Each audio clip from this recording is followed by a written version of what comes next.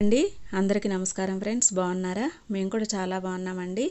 చూడండి ఫ్రెండ్స్, మనకి బిజీగా ఉండి అలా ఎక్కువ టైం లేకుండా ఉన్నప్పుడు ఇలా కుంకుడుకాయలతోనే చేయాలి అనుకున్న వాళ్ళ కోసం ఇది అయితే పనికొస్తుందండి. ఖచ్చితంగా ఫాలో అవ్వండి. కుంకుడుకాయలన్నిటిని కూడా ఇలా కొట్టి దీనిలో ఉన్న గింజంతా తీసి పెట్టుకోవాలన్నమాట.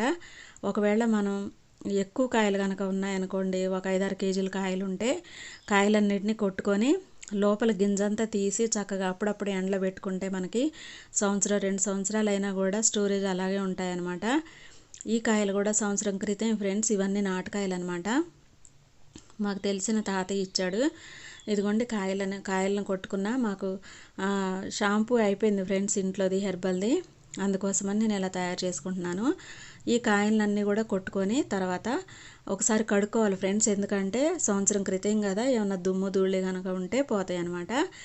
కడుక్కొని ఈ నీళ్ళంతా వంపేసుకొని తర్వాత వీటిల్లోనే అంటే హెయిర్ కుంకుడుకాయలతో పోసుకుంటే అంతా డ్రై అయిపోద్ది అంటారు కదా, అందుకోసమని దీనిలో కొంచెం డ్రై అవ్వకుండా ఉండడం కోసం ఇందులో నేను మళ్ళీ మందార పూలు కూడా వేసుకుంటున్నాను అనమాట. మందార పూలు, మందార ఆకులు కూడా వేసుకుంటున్నాను. తర్వాత కలబంద కూడా వేసుకుంటాను ఫ్రెండ్స్. ఇవన్నీ కూడా కలిపి నానబెట్టుకొని కనీసం మనకి ఒక 1/2 అవర్ ముందైనా నానబెట్టుకుంటే జుట్టు చాలా బాగుండిద్ది. అలా కాకుండా మనకి నైటే గుర్తుండి టైం ఉందనుకోండి, నైట్ టైం కనుక ఇవన్నీ చేసి పెట్టుకున్నాం అనుకోండి, పొద్దున్నేకి చాలా చిక్కగా షాంపూ లాగా అయితే రెడీ అయిపోయిద్ది అనమాట. ఒకసారి అందరూ ట్రై చేయండి ఖచ్చితంగా. మీ అందరికీ ఈ టిప్పు ఉపయోగపడిద్ది అనుకుంటున్నాను. మా ఛానల్ని సబ్స్క్రైబ్ చేసుకోండి friends. Thank you for watching. Bye.